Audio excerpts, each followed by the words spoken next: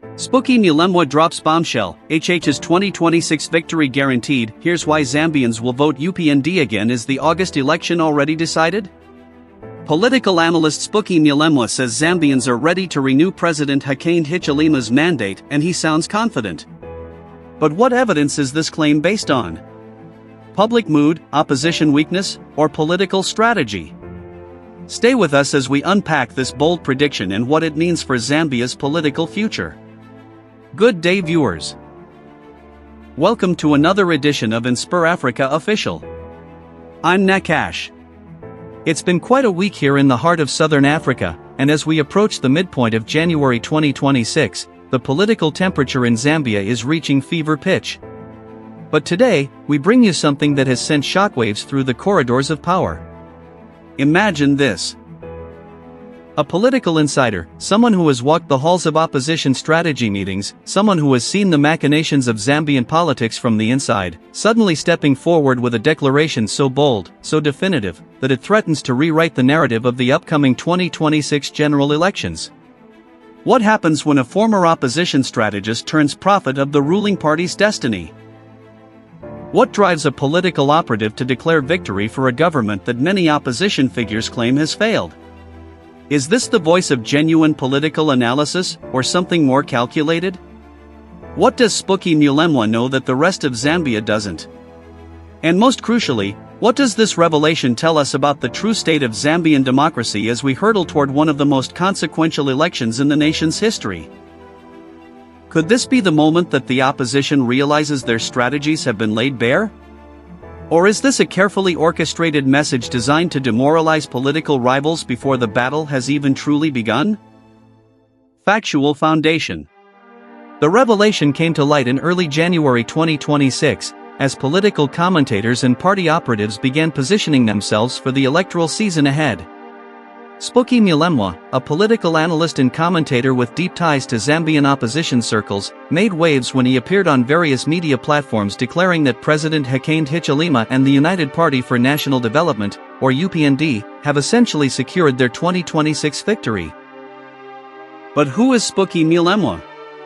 For those unfamiliar with Zambian political circles, Mulemwa has been a vocal figure in political discourse, often providing commentary on governance, electoral strategy, and opposition politics. His background includes work with opposition movements and a reputation for sharp political analysis. His shift in tone regarding the UPND's prospects represents a significant departure from his previous positioning. The timeline of events began building momentum in late 2025. As President Hichilema's administration crossed the halfway mark of its 5-year term, political observers began taking stock. The Opposition Patriotic Front, or PF, still reeling from its 2021 defeat and facing internal divisions, struggled to present a unified front. Smaller opposition parties fragmented further, with personality clashes and ideological differences preventing any meaningful coalition building. Then, in the first week of January 2026, Mulemwa began appearing on radio stations and digital platforms with a consistent message: the 2026 election is already decided. According to Mulemwa, multiple factors have converged to create an environment where UPND's re-election is not just likely, it's inevitable. His analysis pointed to 3 critical pillars: the opposition's organizational collapse, the UPND government's strategic positioning on economic reforms, and what he termed the demographic reality of Zambian voters who experienced the previous administration's final years. Direct evidence. In a radio interview that has since gone viral on social media platforms, Mulemwa laid out his thesis with remarkable candor. Here's what he had to say. Look, I'm going to be honest with you, and I know this will upset many of my colleagues in the opposition space. But we need to face facts. The UPND is going to win in 2026. Not because they've been perfect, far from it, but because, the opposition has essentially committed political suicide. When pressed by the interviewer about this stark assessment, Mulemwa continued. Let me break it down for you. First, the PF. The PF is a shadow of what it was. They have no money, they have no organization, and most critically, they have no message that resonates with the young people who now dominate the voter registration rolls. You go to rural areas, you go to the Copper Belt, you go anywhere, and you ask people, what is the PF offering? Silence. Nothing. Just complaints about the UPND, but no vision. Interviewer, but surely, Mr. Mulemwa, the economic hardships, the high cost of living, the currency depreciation, these are real grievances that people have against the UPND government. Mulemwa, of course. But here's the thing, here's what people forget. Zambians, especially those who lived through 2020, 2021. They remember. They remember the debt crisis. They remember the load shedding that crippled businesses. They remember the corruption scandals. So when the UPND says, we inherited a mess, we're cleaning it up, there's a credibility there. People lived through that mess. He went on to address the opposition's strategic failures. The biggest mistake the opposition is making is assuming that Zambians have short memories. They don't. And the second mistake is this fragmentation. You have the PF fighting internally. You have these small parties, Socialist Party, Economic Front, others. Each with maybe 2%, 3% of the vote. They refuse to work together. Meanwhile, the UPND is organized, funded, and they're on the ground every day. It's not even a fair fight anymore. When asked about President Hichilema specifically, Mulemwa offered this assessment. HH has transformed from being a perennial candidate to being a statesman. Whether you like his policies or not, he carries himself differently now. He's engaging with international partners, he's bringing in investments, and most importantly, he's avoided the authoritarian trap that many feared. There's been no state of emergency, no political prisoners filling the jails. Compare that to what we saw before 2021. The contrast is stark. In a particularly revealing moment, Mulemwa addressed his own credibility. People will say, Spuki, you've been paid. You've been bought. Let them say it. I'm analyzing what I see on the ground. If pointing out the obvious makes me a sellout in their eyes, then so be it.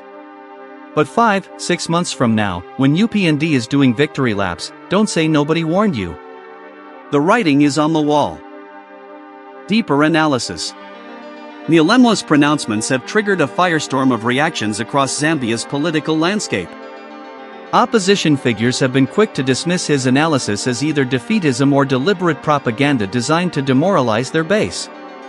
Some PF officials, speaking on condition of anonymity, suggested that Mulemwa's statements represent psychological warfare intended to create a self-fulfilling prophecy.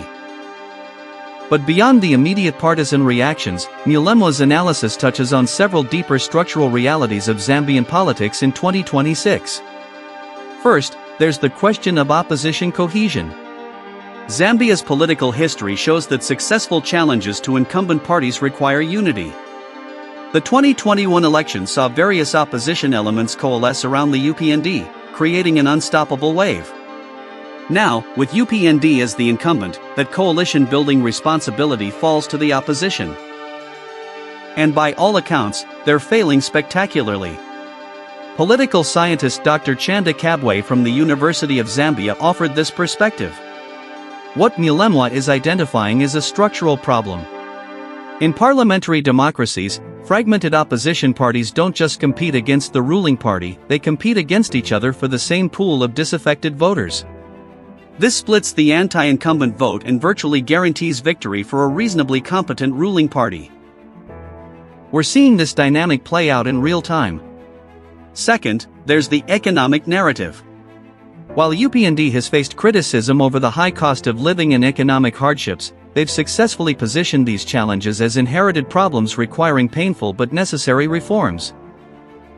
The International Monetary Fund's engagement with Zambia, the debt restructuring agreements, and various infrastructure projects provide tangible evidence of governance that opposition parties have struggled to counter effectively. Dr. Mutal Nalyamango, an economist, notes, the UPND's strategy has been to lower expectations while delivering incremental improvements. It's not flashy, but it's effective. By the time we reach August 2026, they'll be able to point to specific metrics. debt service ratios, forex reserves, inflation trends that show trajectory improvement, even if the absolute situation remains challenging. Third, there's the demographic dimension Mulemwa highlighted. Zambia's young population, many voting for only the second or third time in their lives, have limited direct experience with alternative governance. For voters aged 18 to 25 in 2026, the PF era represents their formative political memory, and it's not a positive one. Youth activist Chipo Mwale explained. For my generation, the PF means load shedding while you're trying to study for exams. It means watching our parents struggle when the kwacha collapsed. When we hear opposition politicians promising change, we're thinking, change from what? We just changed in 2021.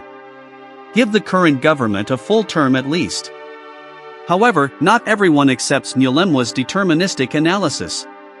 Opposition strategist Brian Hapunda pushed back. Spuki is engaging in premature celebration. Elections are won on the ground, not in theoretical analysis. Yes, we have organizational challenges, but Zambians are feeling real pain. When people can't afford Mayalai meal, when businesses are closing, that creates political opportunity. We shouldn't underestimate the power of economic discontent.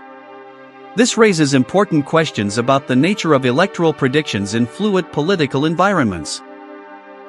Is Mulemwa identifying inevitable outcomes based on structural factors? Or is he underestimating the potential for rapid political shifts driven by events we cannot yet foresee? There's also an ethical dimension to consider.